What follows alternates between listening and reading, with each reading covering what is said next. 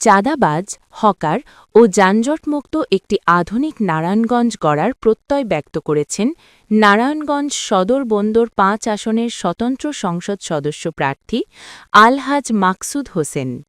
Football প্রতীক নিয়ে নির্বাচনী মাঠে নেমে তিনি বলেন, জনগণের ভোটে নির্বাচিত হলে নারায়ণগঞ্জকে একটি পরিকল্পিত ও বাসযোগ্য নগরীতে রূপান্তর করা হবে।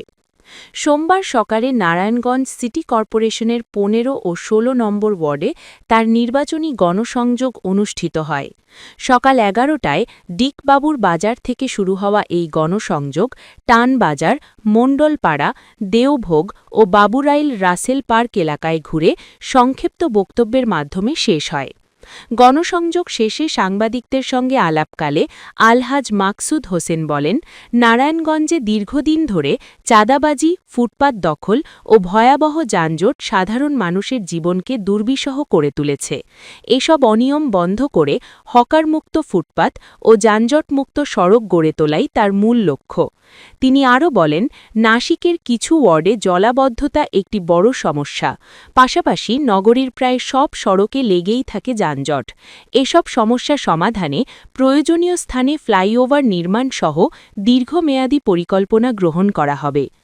আলহাজ মাকসুদ হোসেন বলেন, জনগণের ভালোবাসা, দোয়া ও ভোটে যদি সংসদে যাওয়ার সুযোগ পান তাহলে স্থানীয় জনগণকে সঙ্গে নিয়েই নারায়ণগঞ্জ ও বন্দর এলাকাকে চাঁদাবাজ, ফুটপাত দখল ও যানজট মুক্ত করে গড়ে তুলবেন।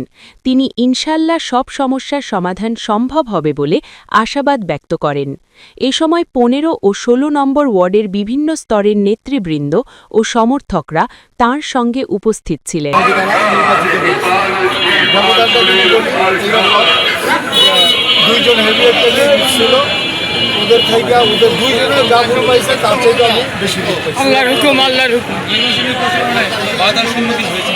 আমি নারায়ণগঞ্জ সিটিতে এরকম কোনো বাধা সম্মুখীন করি নাই, কিন্তু আমার বন্দরে অনেক বাধা বিপত্তি সৃষ্টি করতেছে তারা বিভিন্নভাবে। আমার দেখা তুমি যে এরকম মানে ওটাই এই সব চলতেছে।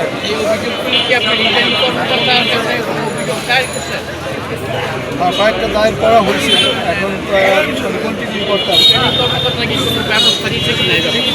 ব্যবস্থা নিতে বলে আশ্বাস দিচ্ছে, কিন্তু ব্যবস্থা এখন পর্যন্ত নেওয়া হয় না।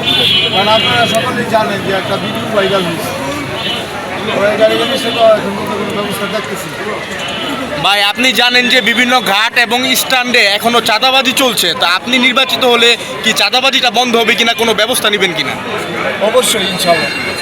আমি যদি আল্লাহর রহমতে আমাকে যদি জনগণ ভোট দিয়ে নির্বাচিত করে, আমি অবশ্যই এই নারায়ণগঞ্জ ৫ আসনের থেকে আমি সর্বস্তরের চাঁদাবাজি আমি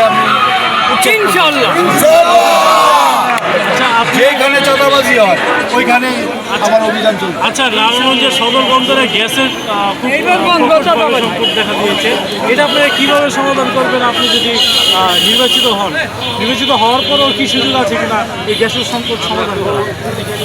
এটা তো জাতীয় ব্যাপার, এখানে জাতীয় গ্রিডেই তো আমাদের গ্যাসের কিছু সংকট আছে দেখা যায়। কিন্তু এটা যদি আপনার এরকম দেখা যায় গ্যাসের পর্যাপ্ত যদি চাহিদা থাকে, সরবরাহ থাকে, সেই ক্ষেত্রে তো এটা কোনো ব্যাপার, কারণ আমাদের উপকারের জন্যই তো সরকার। তো যেখানে বৈধ গ্যাস আছে, আমাদের এখানে অনেক জায়গায় অবৈধ গ্যাস আছে, অবৈধ গ্যাসের জন্য তো কোনো চলবে না। তবে বৈধ গ্যাস যেখানে আছে তারা যদি গ্যাস না পায়, ওই ক্ষেত্রে আমার যেখানে যা করা দরকার আমি ইনশাআল্লাহ ব্যবস্থা নিই। গতকালকে আপনি বলছিলেন